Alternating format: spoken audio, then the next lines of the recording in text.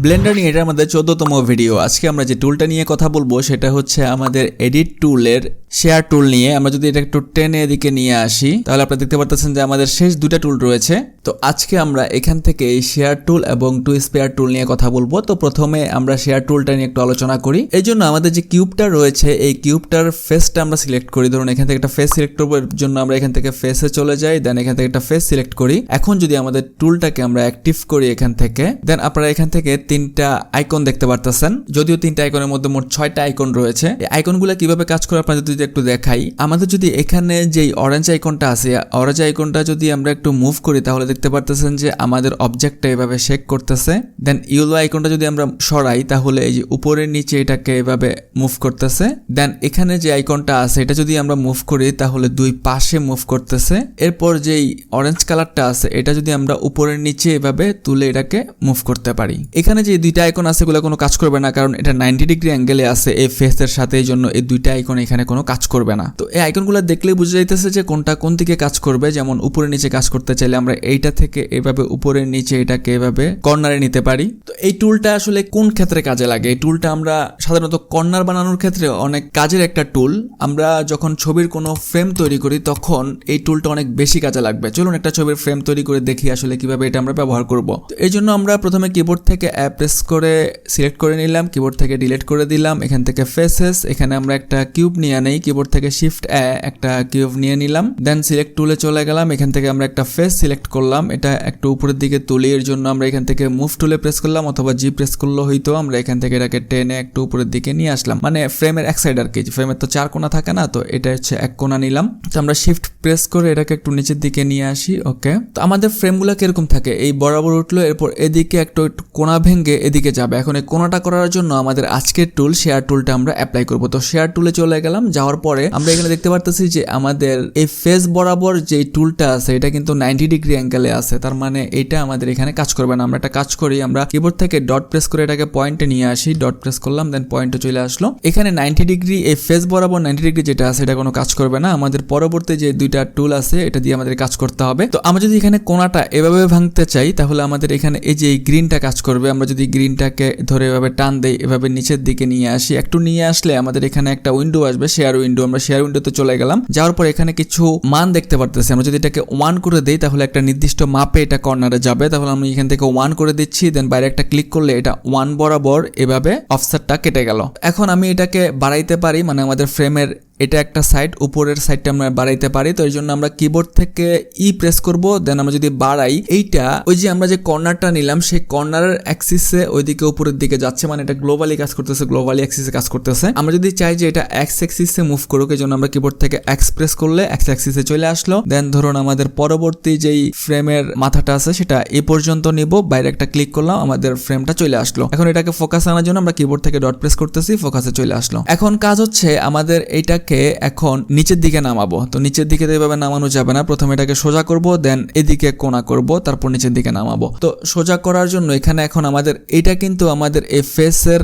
আন্ডারে 90 ডিগ্রি অ্যাঙ্গেলে আছে, তার মানে এটা কাজ করবে না। তো এখানে এটাকে নিচের দিকে নামানোর জন্য আমাদের এখানে কাজ করবে, এখানে এই যে ইউলোটা আছে, ইউলোটা আমরা যদি ইউলোটা ধরি দেন নিচের দিকে টান দেই তাহলে দেখতে পারতেছেন যেটা সমান হচ্ছে। তো সমান করার জন্য আমরা এখান থেকে 1 করে দেই, তাহলে সমান হয়ে যাবে। এখন আমাদের এইটাকে এদিকে কর্নারটাকে এদিকে নিয়ে আসবো। তো এর জন্য এটা ধরে আবার এদিকে একটু টান দেবো, টান দেওয়ার পর আমরা এখানে কিছু মান দেখতে পারতেছি। তো এটাকে আমরা যদি এখন আবার 1 করে বাইরে একটা ক্লিক করি তাহলে এই পাশে আবার কর্নারটা নিয়ে নিছে।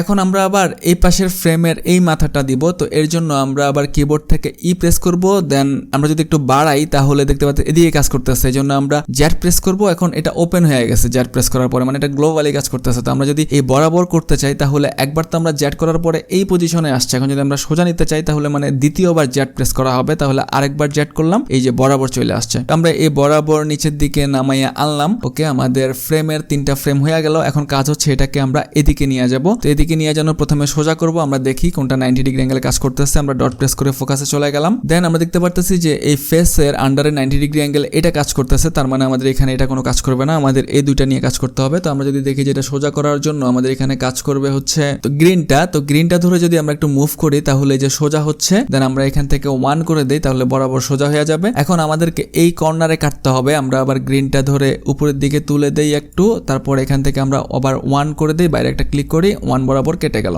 এখন এই ফেসটা আমরা এ বরাবর নিয়ে আসবো, এই জন্য কিবোর্ড থেকে আমরা ই প্রেস করতেছি, দেন এদিকে নিচের দিকে চলে আমরা এখন এখানে এক্স অ্যাক্সিসে নিয়ে যাবো, এই জন্য কিবোর্ড থেকে এক্স প্রেস করতেছি, দেন এদিকে আমরা এক্স অ্যাক্সিসে এটাকে নিয়ে আসলাম। এখন এটার ফোকাসে আসার জন্য এখানে ফ্রেমটা আমাদের মিলানোর জন্য আমরা কিবোর্ড থেকে ডট প্রেস করে আগে ফোকাসে নিয়ে যাই। ও আচ্ছা, এই পাশের কিবোর্ডে ডট প্রেস করলে হবে না, আমরা নামপ্যাড থেকে ডট প্রেস করি। ওকে, চলে আসলাম। তো আমাদের এই ফ্রেমটাকে এই যে মাথা বরাবর ডায়াগোনালি আমরা এখানে মিলা দিব, তো এর জন্য আমরা এটাকে একটু পিছনের দিকে নিয়ে যাই। আমরা এখান থেকে মুভ টুলে প্রেস করার পরে এখান থেকে আমরা এটাকে পিছনের দিকে নিয়ে যাই, এখানে নিয়ে আসি, কারণ আমাদের এই মাথাটা এখন এখান থেকে এ পর্যন্ত এইভাবে কাটতে হবে, মানে কর্নার করতে হবে। তার জন্য এখানে এটা একটু মিলানো যাবে। আমরা একটা কাজ করি, আমরা নিচে সিলেক্ট করি, নিচের ফেসটাকে সিলেক্ট করে এখন আমরা আমাদের শেয়ার টুলটা অ্যাপ্লাই করি, শেয়ার টুলে প্রেস করলাম, দেন এখানে 90 ডিগ্রি বরাবর কোনটা আছে, 90 ডিগ্রি বরাবর এটা আছে এই ফেসটা, তার মানে এটা কাজ করবে না, বাকি দুইটা কাজ করবে। তো চলুন বাকি কোন দুইটা কাজ করে আমরা একটু দেখি। তো উপরে তোলার জন্য আমার মনে হইতেছে যে গ্রিনটা কাজ করবে। আমরা যদি গ্রিনটাতে প্রেস করি, একটু উপরের দিকে দেই, হ্যাঁ গ্রিনটাই কাজ করতেছে। আমরা এখান থেকে এটাকে -1 করে দিব, কারণ এখানে আপনারা মাইনাস ভ্যালু দেখছিলেন, বাইরে একটা ক্লিক করব, -1 হয়ে গেছে। এখন আমরা এটাকে একটু এটার সাথে মিলানোর জন্য একটু উপরের দিকে তুলে দেই। আমরা এখান থেকে মুভ টুলে প্রেস করি, দেন একটু উপরের দিকে এটাকে নিয়ে যাই। ওকে, ডায়াগোনাল মিলাই দিতেছি, কোনো ঝামেলা নাই। তো আমরা এখন এটা দেখতে পারতেছি যে এটা এখানে নিয়ে আসলে এখানে এটা মিলতেছে না, তো এই জন্য আমরা এটাকে প্রথমে লেভেল করব, দেন এটা এখানে এভাবে কাটলে তাহলে মিলে যাবে। তো আমরা এটাকে একটু এদিকে নিয়ে আসি, শিফট প্রেস করে মাউসের মিডল প্রেস করে একটু এদিকে নিয়ে আসি। তো এখানে এটাকে সোজা করার জন্য আমাদের এখানে ইউলোটা কাজ করবে। তো আমরা এখানে প্রথমে ইউলোটা নিয়ে আমরা এটাকে একটু সোজা করি, দেন এখান থেকে আমরা যদি 1 করে দিই তাহলে এটা সোজা হয়ে যাবে। 1 লিখে বাইরে একটা ক্লিক করলাম, দেন সোজা হয়ে গেল। এখন আবার এটাকে আরেকটু এদিকে ভিতরে নিয়ে আসি, এটার সাথে মিলানোর জন্য একটু ভিতরের দিকে নিয়ে আসি, আবার উপরেরটা ইউলোটা সিলেক্ট করলাম, দেন একটু ভিতরের দিকে নিয়ে আসি। আমাদের এখানে আমরা 1 করে দিব, তাহলে একজ্যাক্ট মাপটা হয়ে যাবে, বাইরে একটা ক্লিক করলাম, হয়ে গেল। এখন জাস্ট আমরা এটাকে একটু মুভ করে ডায়াগোনালি মিলাই দিতেছি, তো এই জন্য আমরা এখান থেকে মুভ টুলে প্রেস করলাম, দেন এখান থেকে এটাকে নিয়ে আইসা এখানে এই ডায়াগোনালে মিলাই দিতেছি, বাইরে একটা ক্লিক করি, সিলেক্ট টুলে ক্লিক করি, দেন আমাদের ফ্রেমটা তৈরি হয়ে গেল।